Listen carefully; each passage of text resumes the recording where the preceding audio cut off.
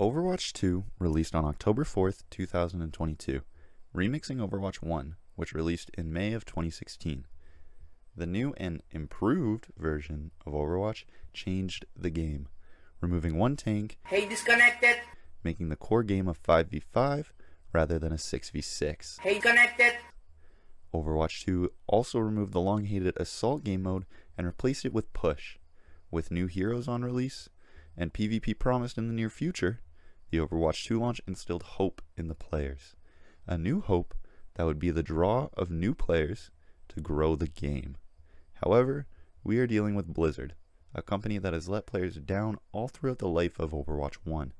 And now, Microsoft owns Blizzard. You might think a big company will help the development team, meaning we might actually get some of the things we're promised. PvP. However, if you don't know, Microsoft is not the best company and tends to chase the bag a little too hard. Now, I believe that Microsoft bought Blizzard, realized that Overwatch 1 was a dying game, so they released Overwatch 2 before the 2 was actually developed. This led to the player base calling the game Overwatch 1.5 instead of Overwatch 2. Now, the player base's morale is at an all-time low. PvP is essentially cancelled, and the Overwatch League is in danger of shutting down. The future of Overwatch 2 is looking comparable to the future of Earth. Not good. Everything we've learned about what it takes to operate this game at the level that you deserve, it's clear that we can't deliver on that original vision for PvE that was shown in 2019 Wait, hold up. What the f? anymore. What did they have? Brother, Overwatch 2 is like 3 maps, 1 character, which is literally the same thing as their normal content roadmap for updates for the main game. First, I would like to say that my opinion on the game itself is overall positive. I mean, I would not be playing the game near daily if I wasn't enjoying my time at least a little bit. I don't think there's one thing in particular which causes people to hate the game. Rather, there is so much within the game itself that when each issue arises, a small subdivision of players that issue affects brings it up to the developers. So things like Kiriko's TP bug, tanks being over or underpowered, certain abilities being overpowered. One-shots were a big contention between players and developers recently. Basically, only the people that have a negative in-game experience with the issue, whether it's an ability or hero in general, will complain. This is bad though, because Overwatch 2 is a very difficult game to balance, meaning that small complaints add up, and now almost every hero in the game has something broken about them in at least one rank. Most of the time, these issues only affect certain players in specific ranks. I'll give you an example.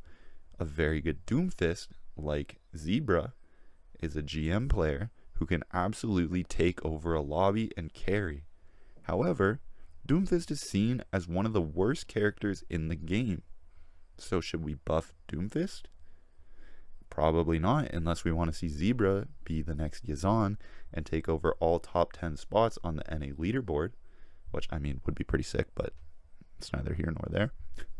Next, the developers must be addressed because they are quite possibly the hardest topic to cover, since they try to keep everything a big secret like they're the Illuminati or something. The issue with this is when we get information from the developers, we get excited, which is what they want. However, when they inevitably drop the ball and players find something to hate about the changes they've made, all blame shifts back to the developers. You may say, well, they're a small development team, but considering that Microsoft bought them and they themselves decided to split their team for PvP content, they should have ensured enough team members to actually deal with in-game issues that arise. This is especially disheartening because of the fact that PvP is not released yet 10 months into the game and may never be fully fleshed out like it was promised. It is more likely going to be similar to missions we got in Overwatch 1, which were not very replayable and quite infrequent in their release. So then the question becomes, why did Overwatch 2 even release? I've heard around actually that some people want Overwatch 1 to come back, but what does that even mean at this point? Do you just want the second tank back in the game?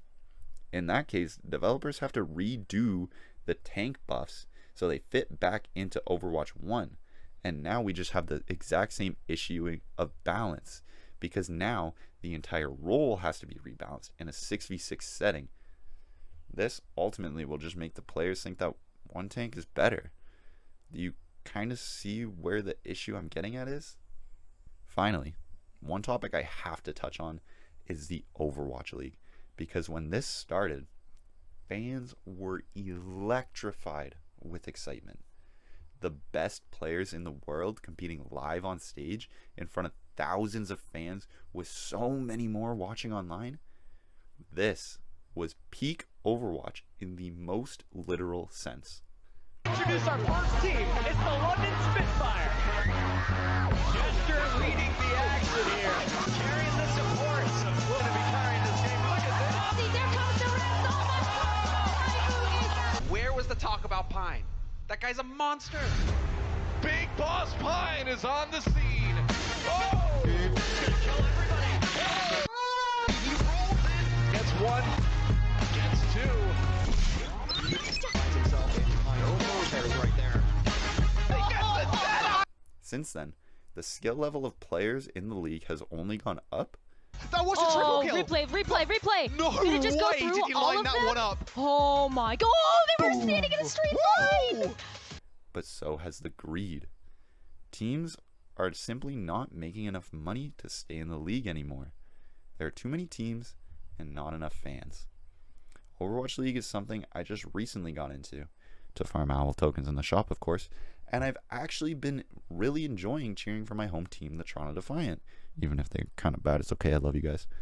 Watching the game at a high level like this is amazing. However, everything else in the Overwatch League is really annoying and kind of unfriendly to players. By this, I mean they only play on weekends, meaning league players are locked out of most real-life events, which can have implications on mental health. Also, anyone that wants to watch a game live, I guess online now, good luck finding people to hang out with and watch an Overwatch League game over something like a hockey game. Is having trouble changing here. McDavid, beautiful move.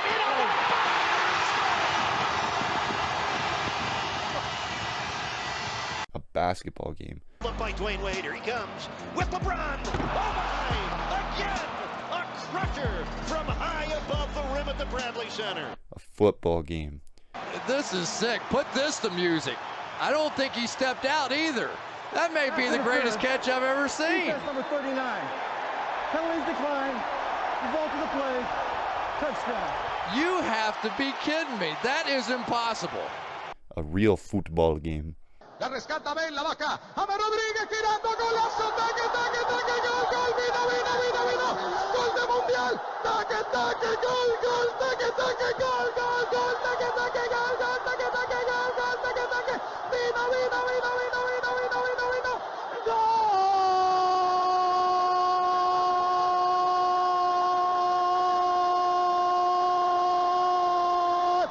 You see my point?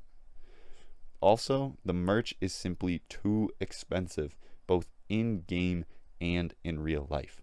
Why do I have to pay so much for merch in a video game when I already have to pay $10 every new competitive season for the regular Battle Pass cosmetics? I mean, if you go into the shop right now, it's $35 for a home and away skin for one hero of one team. But if you think that's a little too much and you think, I might as well spend a little bit more, maybe get something in real life, the cheapest jersey I found, $82 on sale. Regular $102 plus tax and shipping and handling. At the end of the day, Microsoft, Blizzard, and Overwatch as a whole is corrupted by greed, and now they have dug their own grave by offering teams $6 million, I'll say it again, $1 million to leave the league. Now, I don't have to have a degree in business to know that almost every single team will take this offer. The entry fee in 2018 was around $30 million. Current estimates say that teams owe near 6 to 7 million. So the payout essentially means that teams that entered the league back in 2018 can leave without any penalty whatsoever. The teams that might be left over may be able to keep the Overwatch League alive. And I really hope they do, because an Overwatch League with 8 to 12 teams would actually be very entertaining, especially considering the free agents that could be signed. This would be the ideal outcome. However, we'll just have to wait and see. In conclusion, Overwatch 2 is a fun game to hop on, play with some friends, get mad at, then shut off. The issues that come with the game come with more hardcore fans, as they are in a constant battle with the development team about balancing.